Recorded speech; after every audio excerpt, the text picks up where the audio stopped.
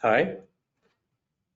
Today I want to tell you how we are migrating our front end from PHP monolithic application to a React stack in Just Eat Takeaway, which is multinational, multi-office, and multi-country corporation. A couple of words about me. My name is Max. I'm working at Just Eat Takeaway for 2 years as senior engineering manager. I was part of 3 front-end migrations in my previous companies. I'm a huge fan of domain-driven design and common sense. And just a small disclaimer about myself. I am not the guy who implemented all of those cool things and features. There are several teams who did that, and they are real professionals.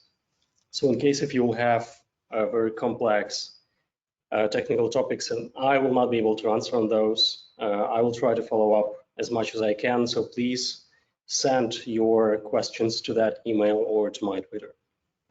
So let's start. Today, I want to talk about a variety of things, from front-end history, our front-end history, to application architecture, and show you some code samples. But all of those topics in the agenda are actually very interconnected. So if you want to change something, you need to know your history, because historical reasons usually very underestimated, and all decisions before were made for a reason, which you want to know to make better decisions today. You need to know what you want to improve.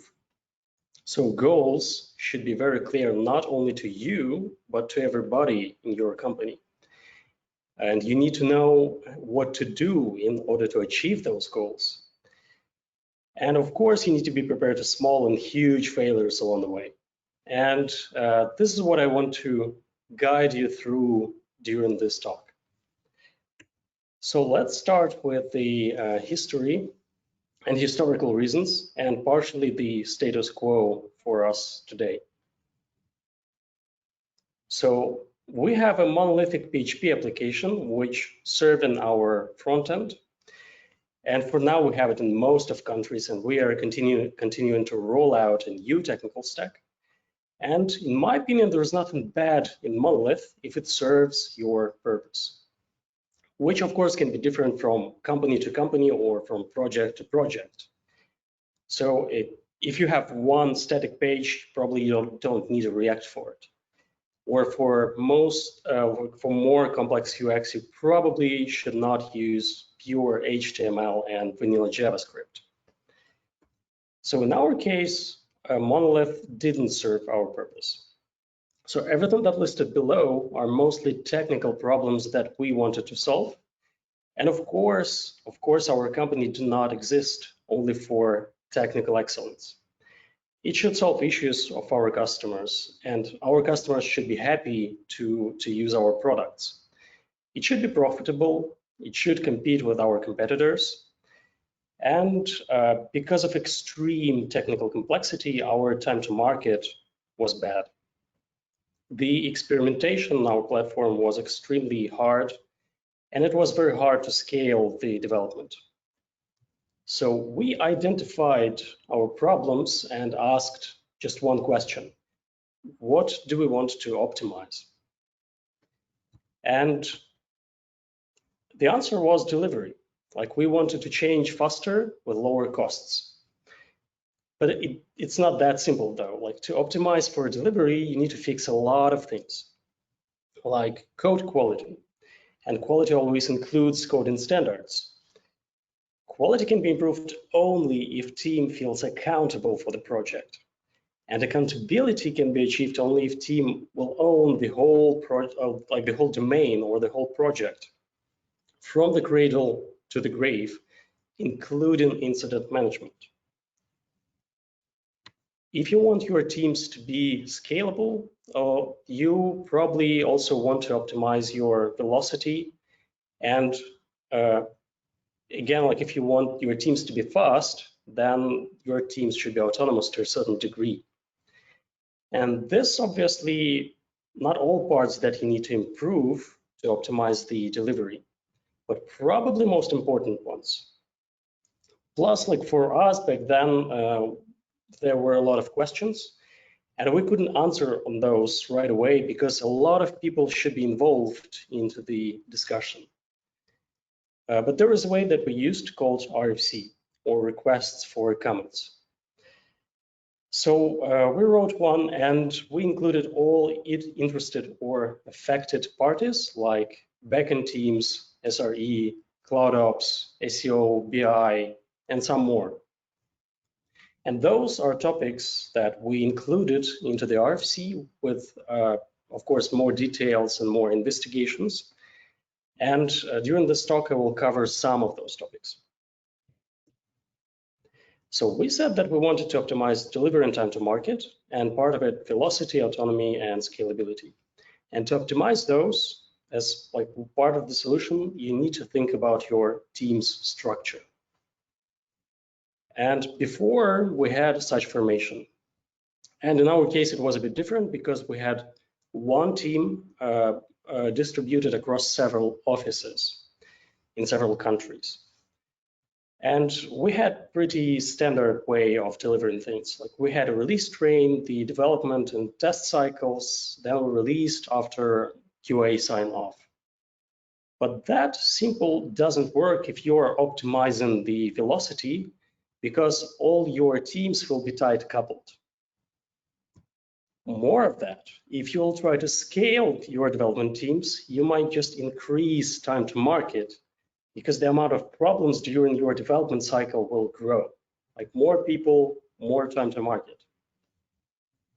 And also in our case, all incident management was done by SRE team, so a separate team who were 24/7 on call, which of course hurts teams' accountability and potentially lead to a burnout. So instead of this, we wanted that. With such approach, you have loosely coupled teams, which you can easily grow. But of course, there are some costs. Nothing is free. So if you don't want to lose the culture, you need to share same guidelines and practices. It can be done in various ways. Of course, probably it will require the organizational change. And it is always hard because of a lot of reasons, like new processes, new communication channels, new reports. But in the end, it can give you giant possibilities. And of course, to achieve those, you also need to think about the application architecture that will support these types of team formation. So we also said that we want to optimize quality, accountability, and ownership, which are usually very, very coupled topics. And to achieve that, and in meanwhile keep everything else, we needed teams that will work just on certain parts of the application, and they will own those parts. So we try to come up with some requirements. And here I'm not talking about application architecture, I will cover it just a bit later. So we needed a core part, which will include, or which included all low-level topics like infrastructure, third-party integrations, like reusable mechanisms, and so on. We needed a business logic, which obviously includes product features which are very unique to the specific project. And we needed a reusable UI. Also, to improve time to market, we needed to iterate much faster with the business logic, meaning that we needed to scale this part. You see this like middle layer changed a bit to 3 blocks. And of course, we wanted to reuse everything that we can reuse. So we decided to migrate our PHP application in iterative approach. In our case, we could say that the smallest migratable part is 1 page. And again, you see this middle layer change to our user journey, basically. We have homepage, restaurant list, menu and checkout, and status page. And we decided to go with menu page first, menu and checkout. To achieve this, after some time, we came to a hexagonal application architecture. So on the sides, we have different kind of mechanisms that we are using in our application, like application lifecycle, tracking, server-side rendering, application storage, and some restoration mechanisms, and so on. Then our business logic goes. we have different modules there with its own versioning. In our case, one module is one page, one or several pages, sorry. In each module, we have different logic, and like this logic working with each other and have basically internal dependencies. We have UI 100% separated from our business logic. Some of our components that are generalized coming from the design system. And generalized, I mean that those components can be reused across the whole application, or even can be used by external clients. But some components that are very unique for module or for page and cannot be reused anywhere, implemented directly in the module. And of course, all those modules using our reusable mechanisms. So with that architecture, we have loosely coupled teams working with isolated, loosely coupled modules. And of course, like in the beginning of the migration, we didn't have module separation. It was much, much simpler. The reason is like we try to not pre-optimize and solve issues when they appeared. So in the left bottom corner, which are our, like you can see our high-level requirements, right? And to achieve those, we created 3 teams in the beginning. Core, again, implementing our mechanisms, taking care of infrastructure, performance, and so on. We introduced design systems, working our UX and UI guidelines, and providing the library of generalized components. And the domain team, who implemented the business logic. And as I said, we didn't have modules back then, so it was one big menu and checkout module, I would say. And later on, when we introduced modularity, we created several more teams, like Discovery, and recently Business to Business joined our forces. And we're about to create more teams who will own their own modules with their own versioning in the consumer web platform. A couple of words about our APIs.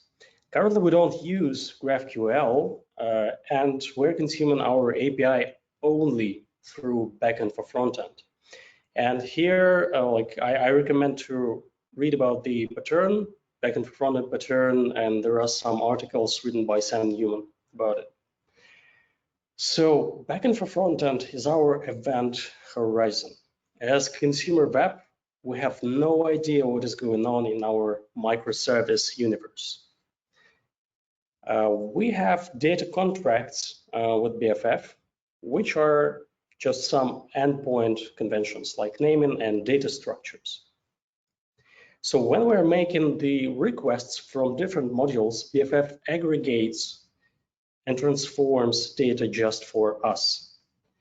So such approach has great benefits because if any of consumed microservices will be changed, the contract between backend for frontend and consumer web will stay the same. So you don't need to change the application. And backend for frontend can just start consuming the new microservice version or even a new microservice.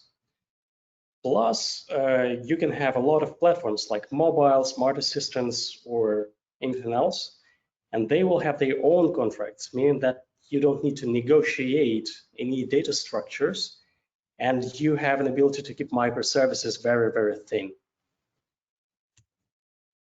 So we know how we'll consume APIs. We have team structure now, but how to make those teams really loosely coupled, but still coupled in a way. We used monorepo approach. We want to be optimized for delivery, which is possible only when you have one source of truth, simplified ways of code sharing and same code practices, and which is very, very crucial and important, unified way of testing the application, especially if we're talking about end-to-end tests. And monorepo just enables that for you out of the box. So within the monorepo, we have modules, as I said before, with its own versioning, and basically those are just NPM packages managed by Lerna. And everything that is unique for that module, and as I said before, in our case, those are just pages, right? Module is a page or several pages. you can find there. Like in that example, we have a menu module, and here you can find components specific for that page, logic, not reusable mechanisms, again, specific for the menu, and pages folder. I can bet that if you will open it, you will find just one menu page. And of course, tests. So a couple of words about our testing strategy. All our tests belongs to different respective modules or pages. To test our components, we're using Jest and Percy.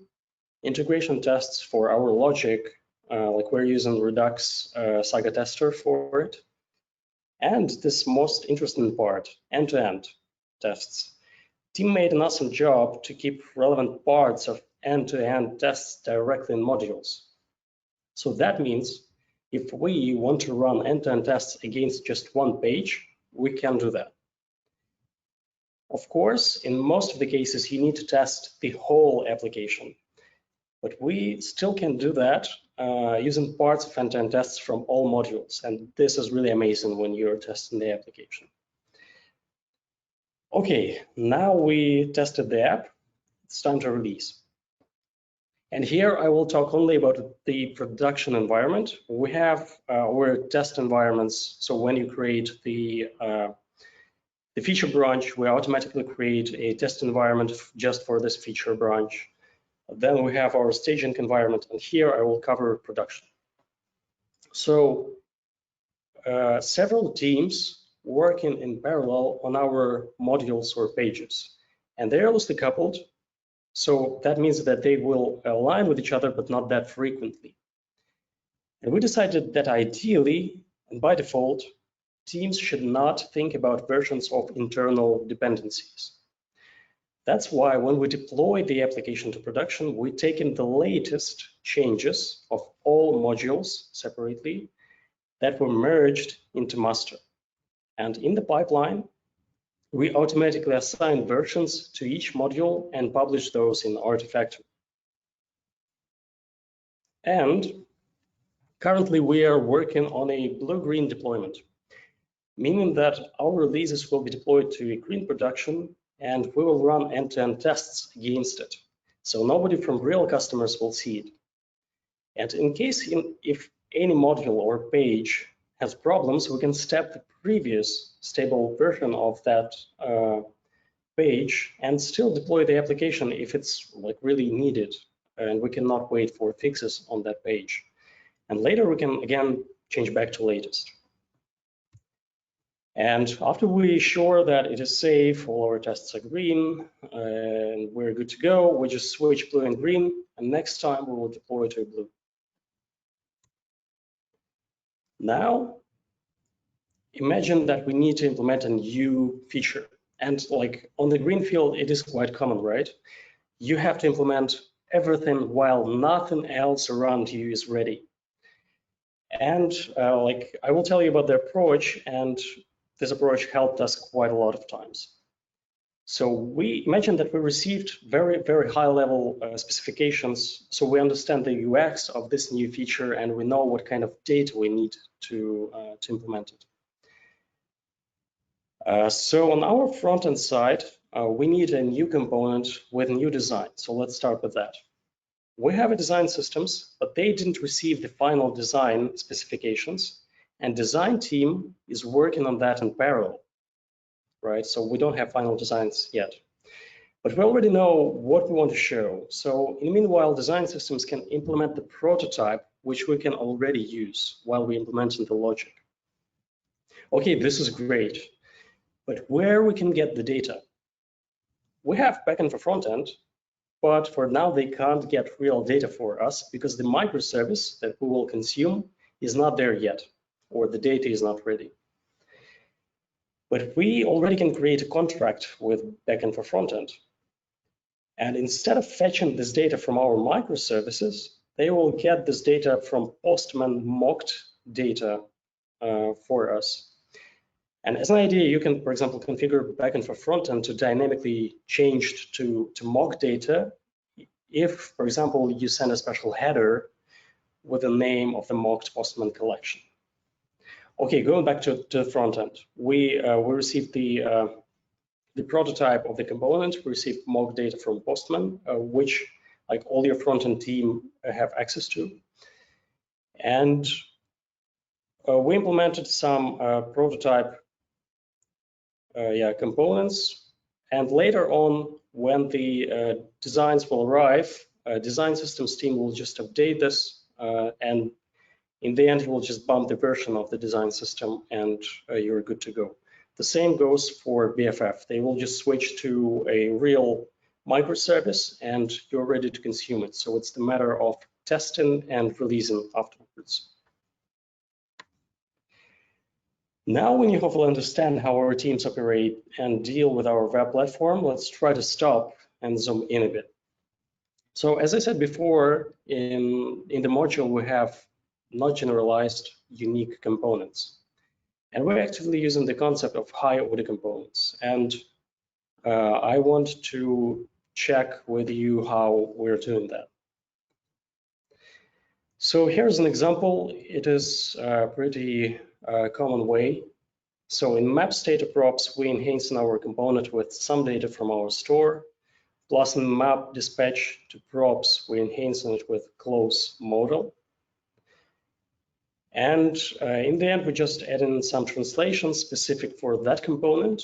And in the end, we're using a React Redux Connect and low-flow for function composition. And this is like these days very classic way of doing things in case if you're using Redux and React. Logic, though, has more complex organization. As I said before, we have business logic inside our module. And in our case, we have parts of the logic that group by domain-driven design principles. And this group logic called bounded context. It includes docs, which is just the way how you organize your files. Docs contain sections, reducers, selectors related just to that bounded context. It also has models, and in the models we do basic calculations or data manipulation. And this is much more interesting, it has bounded context sagas. And here's an example. Please don't freak out, we'll go step by step through that. So here's the saga itself. It's called review saga. And what all sagas do, they basically listen to certain events and execute some handlers, right? And in our case, we have a review fetch requested action that we are listening to, and fetch review saga, which is the handler. So here's the handler itself. And what we're doing here, we get the API from our context. We get the controller for the get reviews. We get restaurant ID from our global store. We do the same for the page type.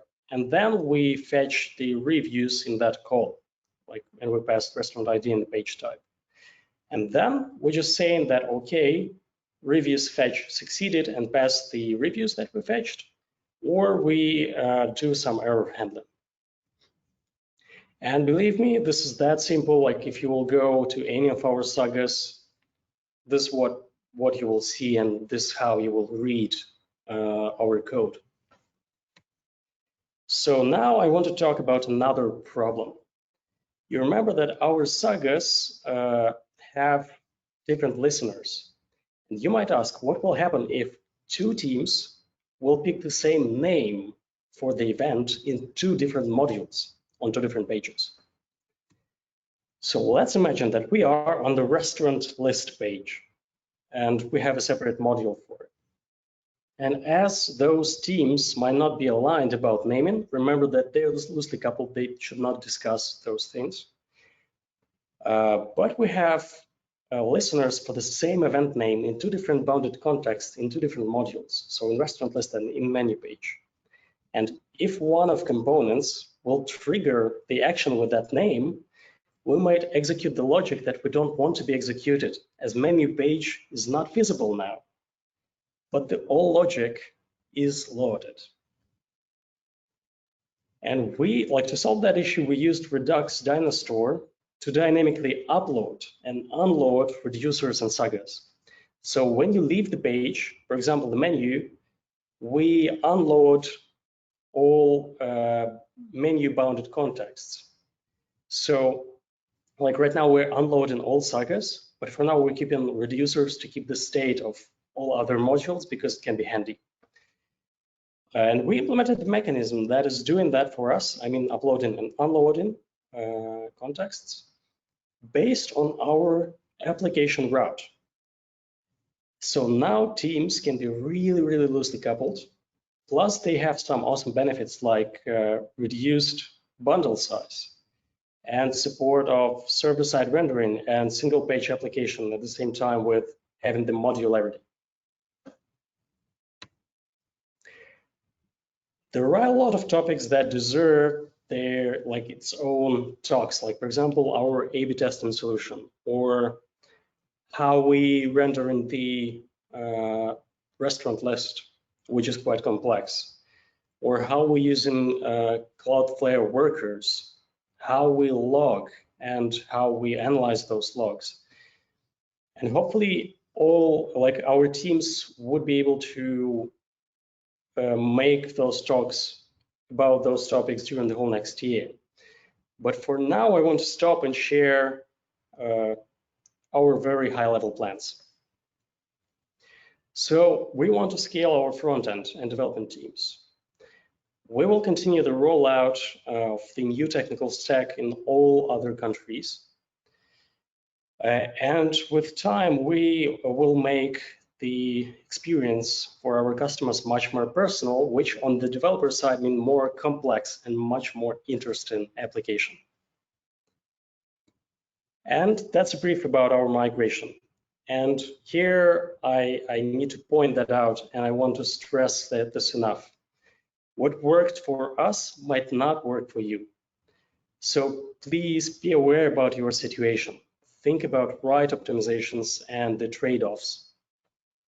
And we will definitely continue, and we are happy to share our experience, but it might work for you only in case if you're making similar assumptions as we do and thinking about the same trade-offs.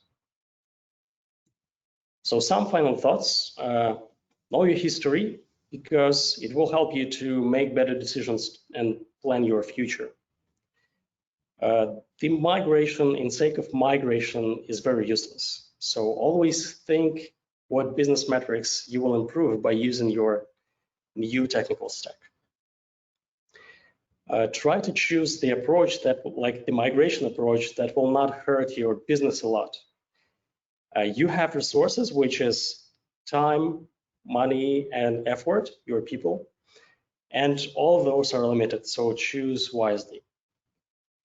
During the migration, always remember what you are optimizing for, and you need to keep this thought as a North Star all the time, because like pre-optimizations usually very bad, as you might waste your resources to fix unexistent problems. And the last point, stay healthy, because there is nothing more important than you and people who you love, and everything else can be fixed. I hope that this was helpful. I will try to answer your questions now, and please remember that we are hiring. Contact me in case if you want to apply to a consumer rep. I will point you to the right job acquisitions, or just go to our site, careers takeaway.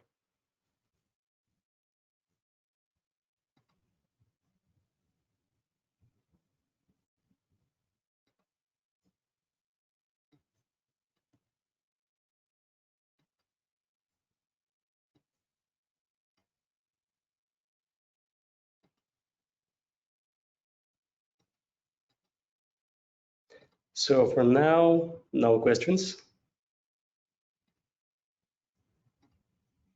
There are some thank you messages. You're welcome, guys, always. Again, like if you will have questions afterwards, because I believe, yeah,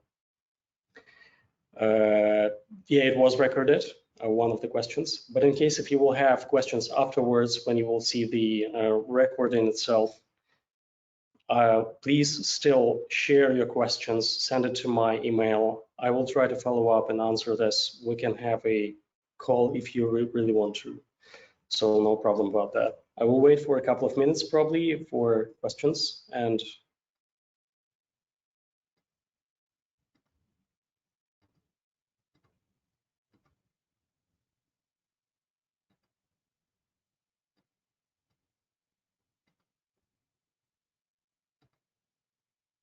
you're welcome, guys. Again, like there are several thank you messages in the chat.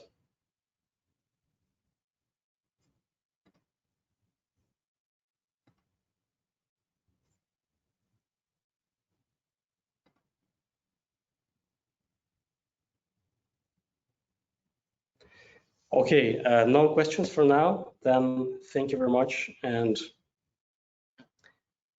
oh yeah, nice. So first question, thank you for that, Alexei. So the question is, how do you do your on-call support, given you have front-end engineers? This is a very nice question, and I think very crucial one. So we have actually several roles. We have incident management role. Internally, we call it Fire Unicorn. And the role is that during the working hours, we analyze in our logs and incoming requests from external teams, including customer care and from like other sources. And again, this during the working hours, so we can react on that quite fast on any request. And then outside of working hours, we have a regular on-call. We have Ops Genie integrated. So in case if we receive some notifications from Instana, Sentry, or other it was escalated by Ops Genie, and we will receive it and we'll jump in and we'll try to figure out together with other teams. So yeah, we do on call.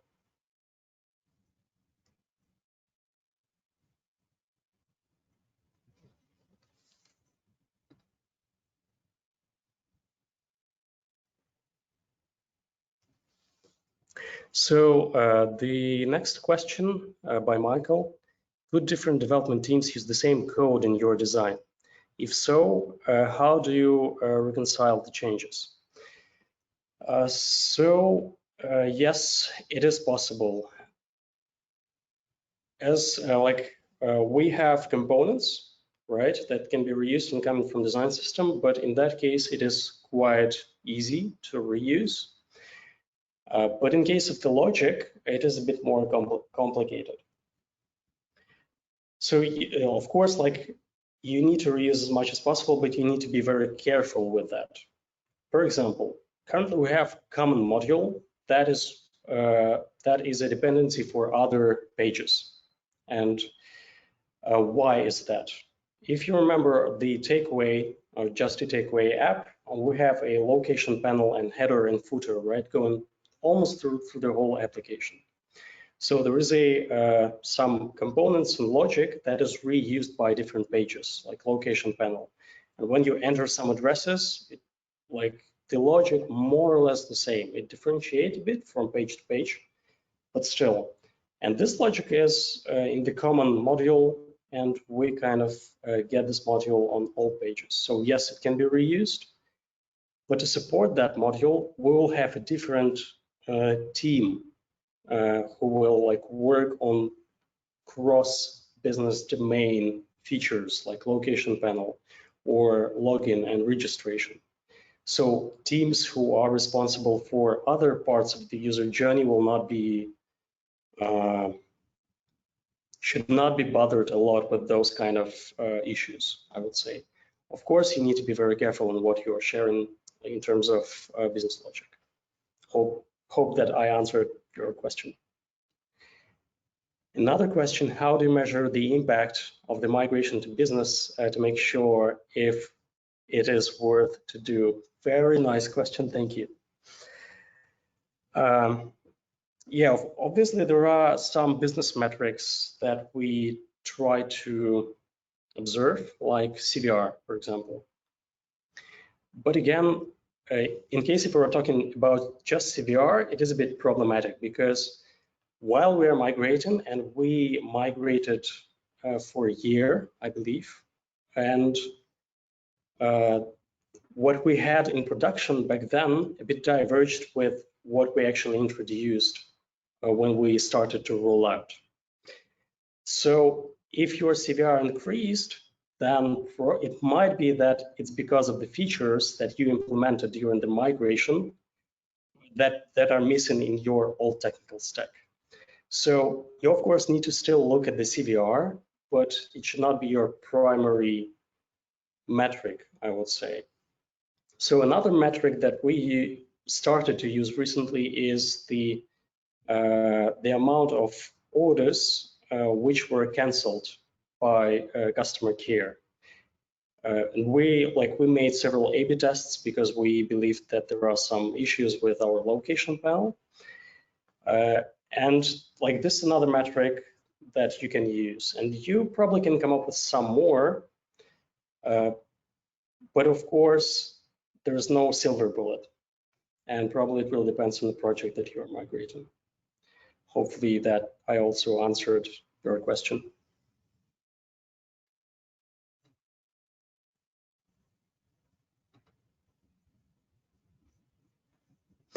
What does consumer web means next to your email? Yeah, sorry, this last slide I changed maybe 5 minutes before I started the presentation. Basically, if you will go to careers takeaway, you will find all possible positions that we're hiring for. But if you want to find the specific consumer web jobs, then you can write to me. I will send you back the from the same careers website job requisitions that belongs to the consumer web. So the topics that I described basically. Hope that you understood my answer.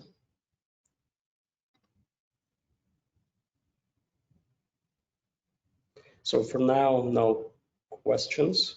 I will wait for 1 minute more, and if you will not have any, then I believe we can stop.